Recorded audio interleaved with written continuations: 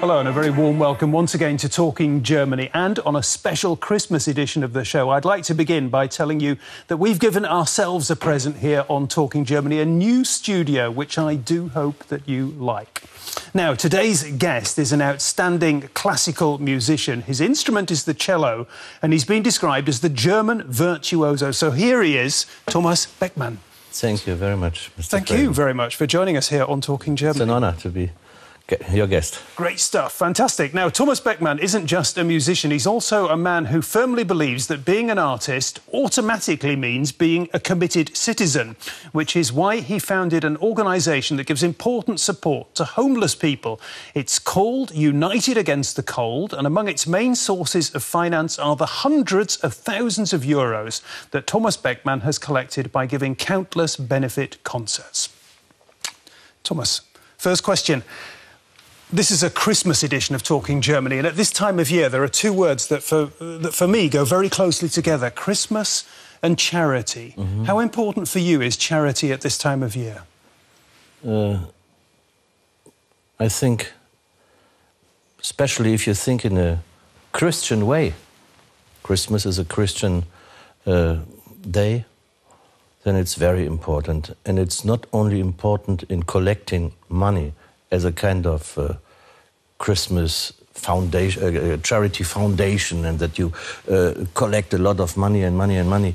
It's also is Christmas a festival of the love of the people, each together, which come together, and so this is a very important idea. And Jesus Christ was homeless. He was a because they could not find any hotel. Exactly, yeah. So, and it is, there was nowhere to stay. Yeah, it's a shadow side of the Christmas side. The good side is that there was Jesus born, and the bad side is that under such circumstances. Yeah. This might sound as though I'm going off a little bit at a tangent, but I guess not. One person who's been very, very important for you down the years has been Charlie Chaplin. How's he linked in with all that? Well, I admired him so much because he made people laughing, and I especially enjoyed when he is a little bit mean in his films. If he made 30 strokes, or how do you say? But his whole life was that he came from the poorest situation, out of the poorest situation. His father was a completely drinker, and his mother was a back in London when he was a small boy. Yes, and his mother was a very poor actress, and. So it was a hard childhood for him, and he came up and up. And in this time, 1914, 16, 1912, there was the situation in London, not for all of them very funny. There was also a poorness at this time, and so laughing was always good. And afterwards, he had, in his other films, he showed such a great heart, and he was a marvelous person, and so I admire him very much in every respect, as a human being and as an actor and as a director of his films, and as a musician. He was the founder of the film music. Absolutely, yeah. Your instrument is the cello. Mm-hmm. Why?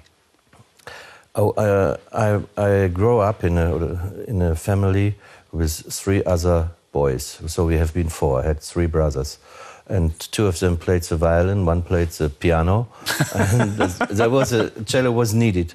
And when I went in the first concert, where I was in the first big concert, there was a string quartet, and I admired the cellist because. The first violin player, he played the first violin, of course. Yeah. He was the most important man, but violin was not possible for me anymore. And that was already taken. That it was taken away. And the second violin, I did not want to play a second violin in our family because it was also occupied. And the second violin always played diggity, diggity, diggity, diggity, diggity. And it was very difficult to play and no benefit out of it.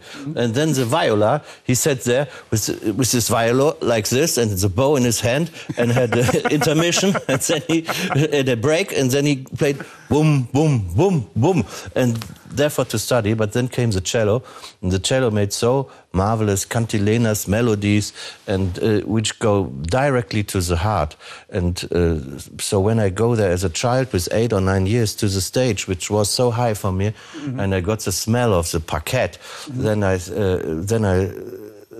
thought I would love to stay there also on this wooden parquet once in my life and give a concert for the audience and play this wonderful music, the wonderful melodies. And so it's a instrument of my heart and of my soul. Wonderful, wonderful. We've had a lot of, it's just occurred to me, we've had a lot of CH words. We've had Christmas, we've had charity, Charlie Chaplin and cello. Yeah? Those are your first impressions here from Thomas Beckmann. Here is more.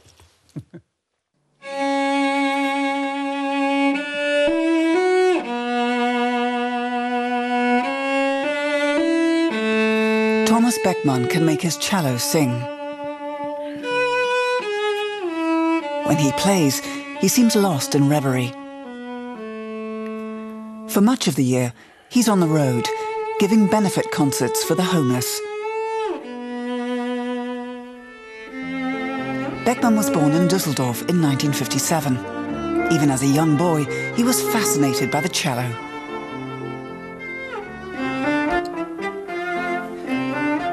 In 1992, he and his wife, concert pianist Kyoko Beckmann, moved into the house where musicians Robert and Clara Schumann once lived. It's an honor that has been bestowed upon them by the city of Dusseldorf. Kyoko Beckmann is an expert on Schumann. For the past 10 years, she has spent much of her time in Japan, where she receives treatment for the long-term effects of a car accident in 1995. Thomas Beckmann and his wife visit each other regularly.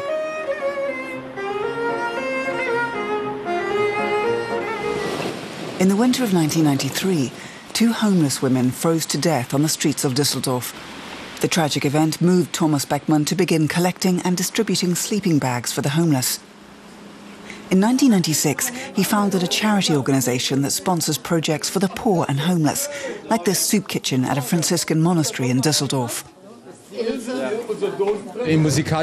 No other musician I know of does this. That's what's so unusual. He uses his music to promote social projects. Thomas Beckmann has received many acknowledgements, both for his music and his charity work. And today, he's our guest on Talking Germany. A warm welcome, Thomas Beckmann. Yeah, Thomas Beckmann, you've mentioned your family already. You've mentioned the brothers, yeah? A very, very musical family. Just tell us a little bit more, because there's more to it than that, isn't there? So my grand-grandfather, he was a trumpet player in the military. And yes, and he played violin and trumpet, and he got a silver trumpet by the last emperor of Germany for his good playing. And this, but it is not any. We do not have it in our property anymore. What happened to it? It was in the war. It was under the house. I see. It got buried. Yeah. Yes. And so my grandfather, the son of my grand-grandfather, he played very good piano, and so my mother also became educated in piano playing. So, and this is the story of our... And you didn't just come from a very musical family. You were very fortunate as a relatively young man. You had a mentor.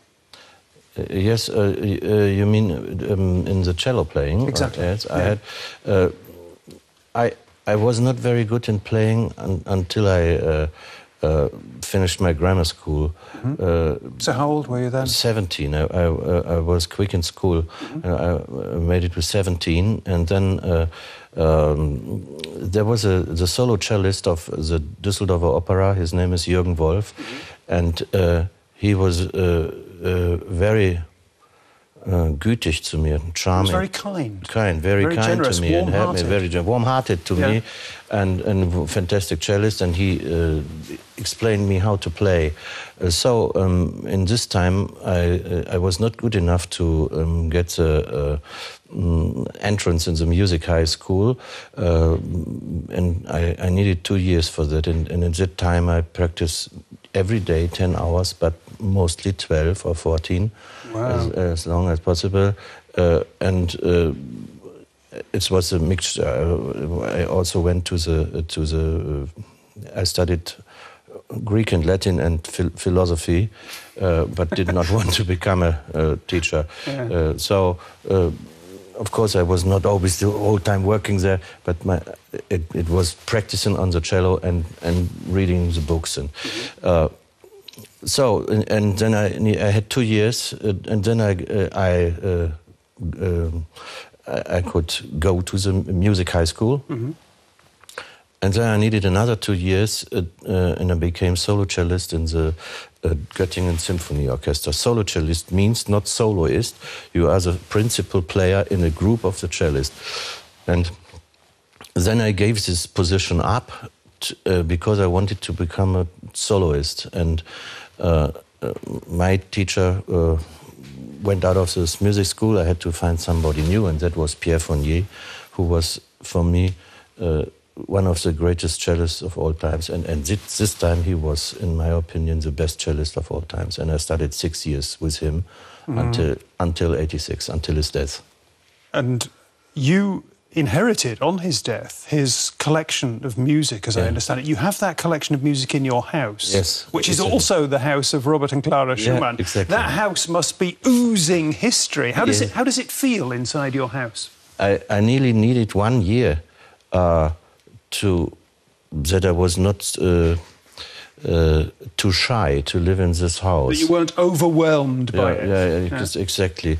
Because in this house lived Clara and Robert Schumann, and Brahms also lived there. Brahms lived there too? He always came for visiting, and it was a melting point of artists of the whole world. Franz Liszt went there, and Gebrüder Grimm, and Andersen, and Busch, and so there was a great society and artistic life.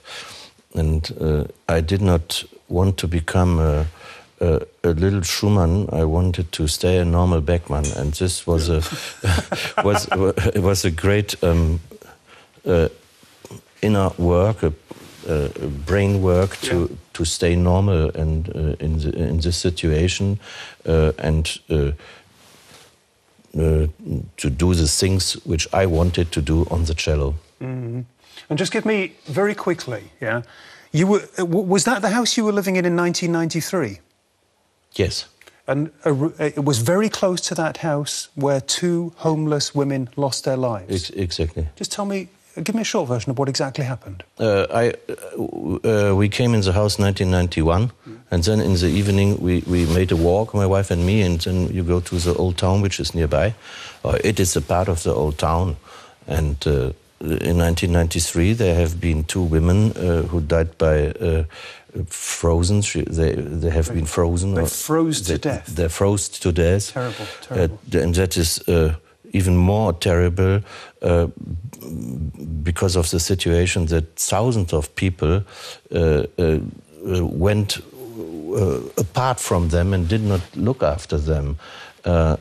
So they sit in the restaurants looking through the windows, and there have been these ladies, and everybody could understand that this was a danger for life, but nobody reacted. Those are desperately unhappy scenes. What's your reaction when you see that? The reaction is, when in Dusseldorf there was a man, Joseph Beuys, the great artist, yes, and he founded a society for direct democracy. I thought it's fantastic to do with your possibilities as an artist, a society work. And when I saw that with 13 years, and I saw a Menuhin and I saw Casals, then I thought this could be my way. But I always thought that we also should increase also the money for these peoples, not only work in the society, which is very necessary, and so the reason is when I give a concert, for instance, in Hamburg or in Cologne, then the win of this concert, the financial win, goes directly to the profit, goes directly to the project groups there, and they say what they want to do. 1 second, I mean, it's important to understand this. Are all your concerts benefit concerts? No, I also give normal concerts, but the concerts for the society, I think I'm the musician who gives the most benefit concerts, at least in Germany. We're talking about hundreds and hundreds of concerts. Nearly thousands. Well, about 1,000 concerts now in all the time. Okay. Always between 50 and 80 in the year. Okay, so 1 second. This is... Okay, great stuff. You were inspired by Joseph Beuys, the artist. You were inspired by Yehudi Menuhin, by Pablo Casals, great musicians. Yeah. You collect an amazing amount of money. We've just seen people who are actually homeless people. When you go into shelters for the homeless, what do the people say to you? There are different reactions because there are different people. In the first time, when I came here in Berlin, we organized the profit of the concert we gave for a car, such a car as we saw here, a van car to bring them from the Bahnhof Zoo to a place of the Diakonie where they can sleep in the night, and they said, "Look, this is a retreat from a charitable organisation." Yes, and there was Lisa Rasch. She is the angel of the homeless in Berlin. She is a medical doctor, and this very slim person was there with 80 men, most of them drunken and with drugs, and it was not.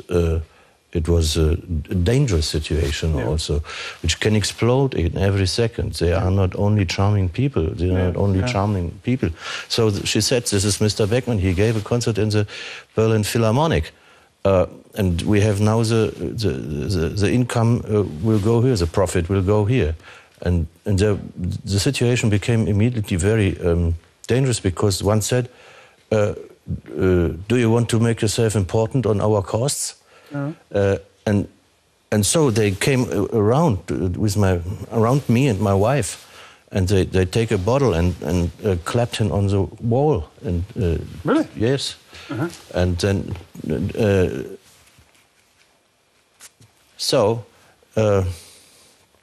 the honor of the people dies at least.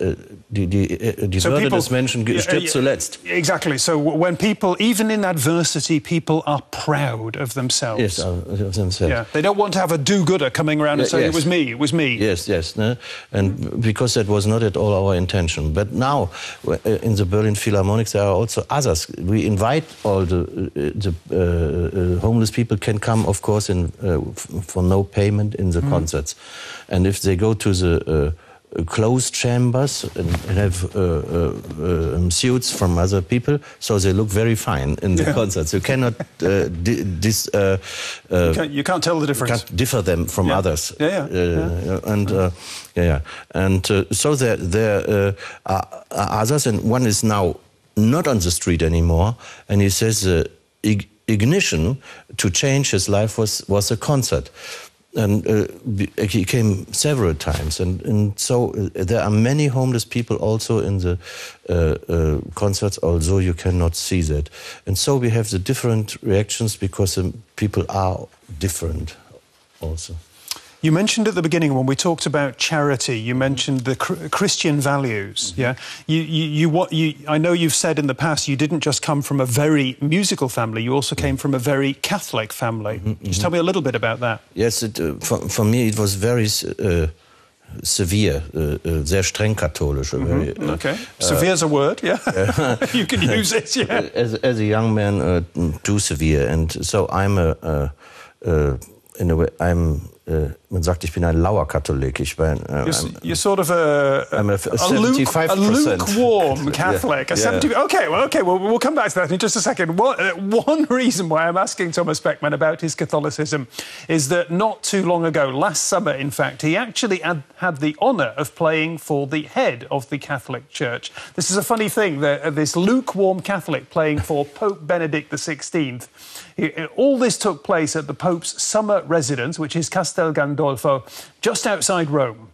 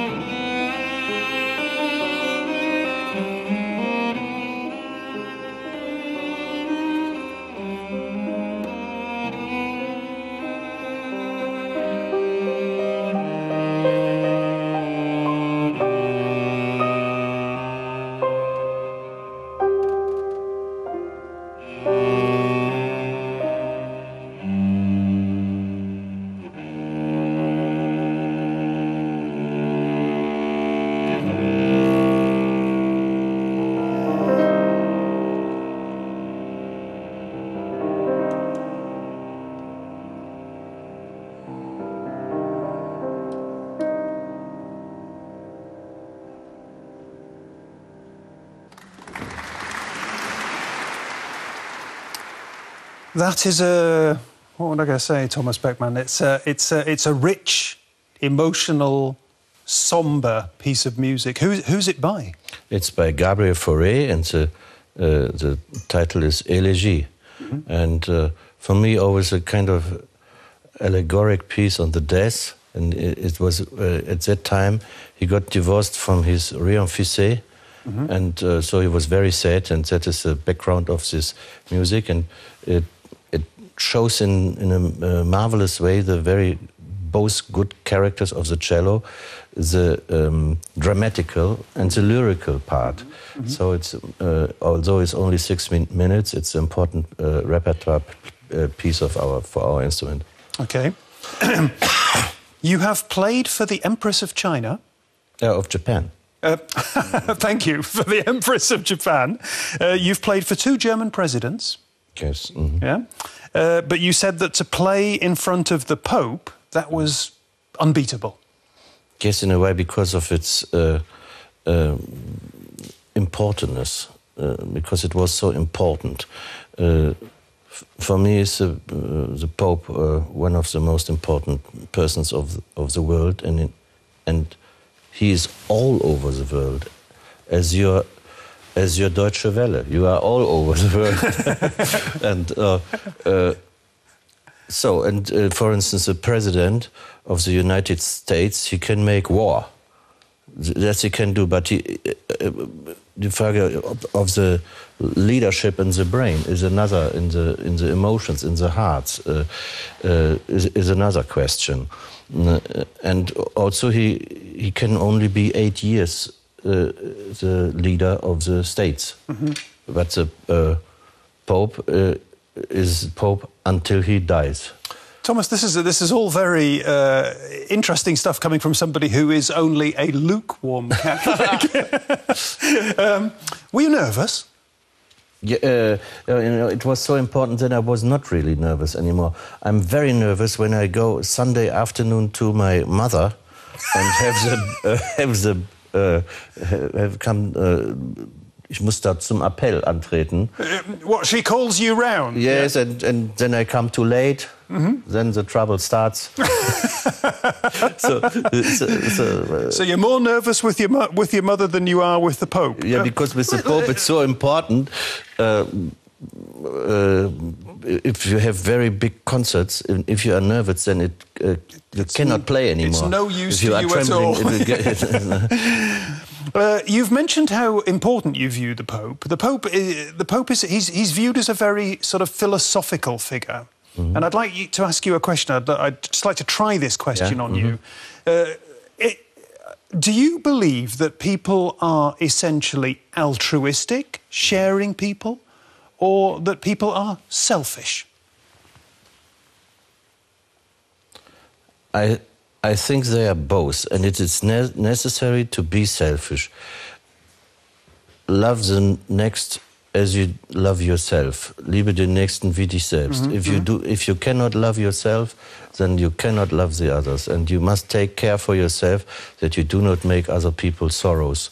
So this is important. But if this problem is in a way solved, then I think it gives you a great benefit and Genugtuung and satisfaction to do something for others. It's in our nature not to torture the others, but to help them. This is in our nature, and this makes us happy. That's a wonderful description of wonderful sentiments. In the recording we saw for the Pope at Castel Gandolfo, you were playing with your wife. Yes. Yeah? There was a long break where you didn't play with your wife, and then you got back together again. As a duo on stage. Yeah, that must have been a remarkable moment for you. Yes, that was a second remarkable moment, and then that my mother could come with me. So your because there again, so important for her. Huh? Yeah. And my wife, you know, she was over 6 years by her illness after the car accident. This terrible car accident. Yes, she was not in order anymore, and she lost balance. She could not walk anymore. She lost her equilibrium. Yeah. And she always vomited blood, and she could not eat anymore. She could eat no rice anymore with terrible headache. She was weak. She was only 35 kilograms anymore. Oof. And this was because some liquid flow out of the dura, which is a channel in the lumbar system and in the backbone system. But now you are playing together again. Yeah, because she got very good treatment, which is only possible in Japan, and now she becomes stronger and stronger. And this was also an aim for her to grow up, and she had she could see a way for her and a hope. That's wonderful. That is a story of hope. Your wife is Japanese. Yes. Yeah. You have a very intimate link with Japanese culture, yes. obviously. You live in the city in Germany, Dusseldorf, which has the biggest Japanese population. Yes. Short answer, why? Why the Japanese come to Dusseldorf? Yeah. Oh, I think Dusseldorf is good for flying with the airplanes. It's and then Dusseldorf. One of our strong sides in the Rhineland is that we are open-hearted people. We come quickly in a sermon, in a talk with another. We get quickly acquaintance. So it's an open town, and also Dusseldorf is an important city with we have the Parliament of North Rhine-Westphalia, and the infrastructure in Dusseldorf is good. Dusseldorf is, in a way, a clean city. Okay. There you are. You know quite a bit about Dusseldorf. We're going to have a closer look now at Thomas Beckmann's hometown. It's located on the River Rhine. Thomas just mentioned it. It's the capital of the big and populous state of North Rhine-Westphalia. And the city is very proud of its central boulevard called the Königsallee. That means quite literally King's Avenue. The locals, however, prefer to call it simply the Kö.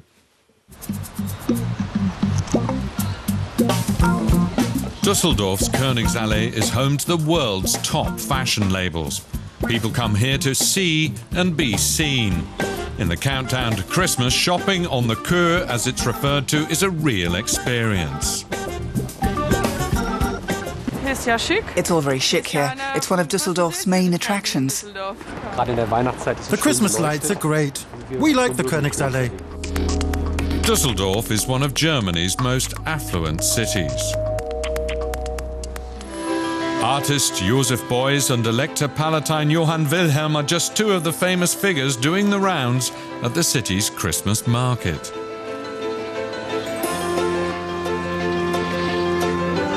People come here to enjoy the cosy atmosphere and sip mulled wine or an Altbier, Dusseldorf's famous ale.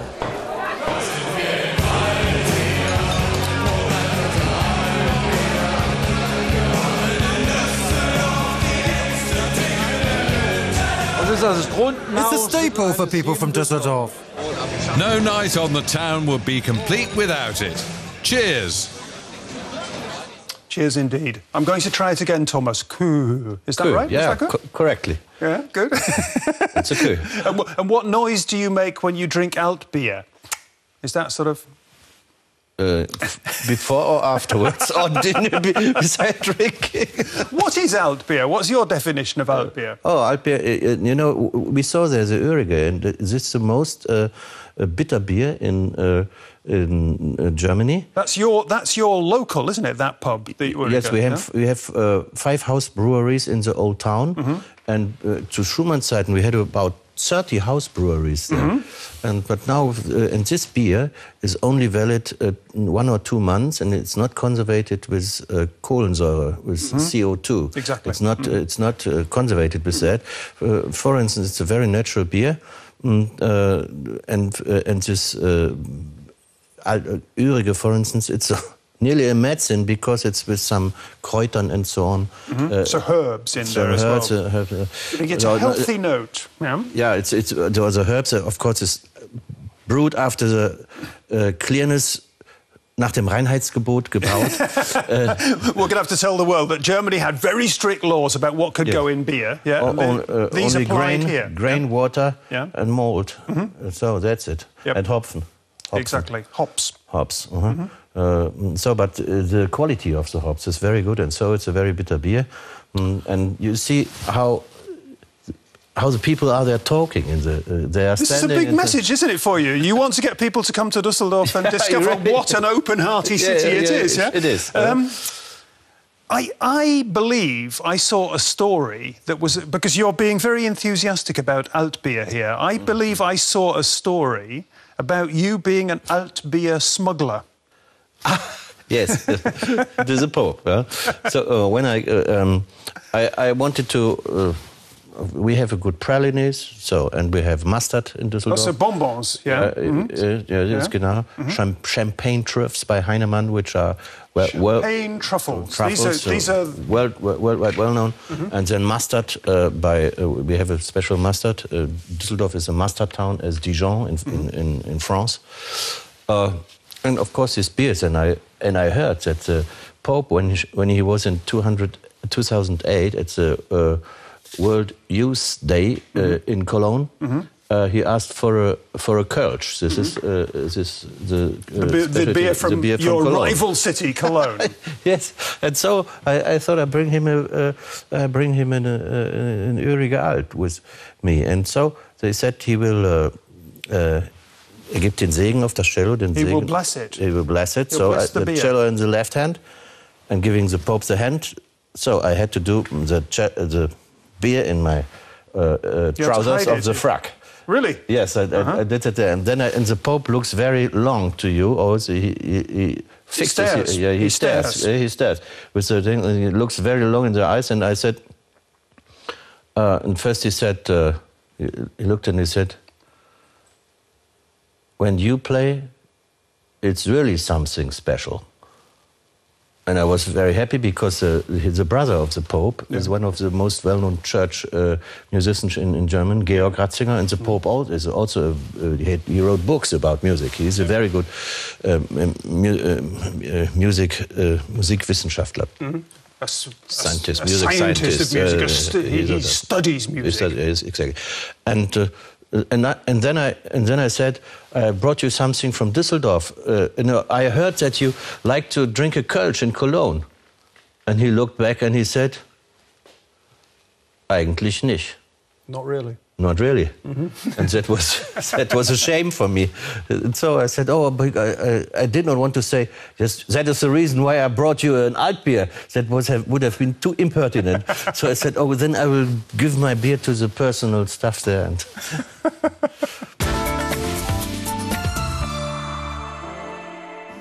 we're not going to do the the traditional Talking Germany quiz at the end of the show. I'm going to give you a minute, or half a minute, to tell me what you're doing at Christmas. Traditional German Christmas, Thomas Beckmann style. I'm, of course, together with my mother, and my brother will come, and we eat Rehbraten. From the reh. You're going to eat venison? Venison. Yeah? Lovely. And is music going to be involved? Yes, my brother plays the piano, and we will sing Christmas songs, and I play with my cello, and my mother asked me to play something from Bach, and so I will play the music with my cello. OK, and if I were to give you one wish for the year to come, given all the things we've talked about today on the show, the homeless people and everything, and charity at Christmas, what would your wish for Germany be for the year to come, 2013? For Germany? Yeah. That it still stays so stable as it is still. Because times become unsurer and we are in a worldwide competition. And I hope that Europe stays together and also with the old people, Altersarmut, old poorness. Poverty does among not old increase. people. Poverty of old people does not increase anymore. Let's leave it there. That is a very, very good thought. That's all we've got time for on this special Christmas edition of Talking Germany. Our guest, Thomas Beckmann, a man of music, a man of compassion, and a really good guest, if you ask me. If you want to find out more, do read my blog on the Talking Germany website. Come back next week. Tschüss, bye-bye. Merry Christmas.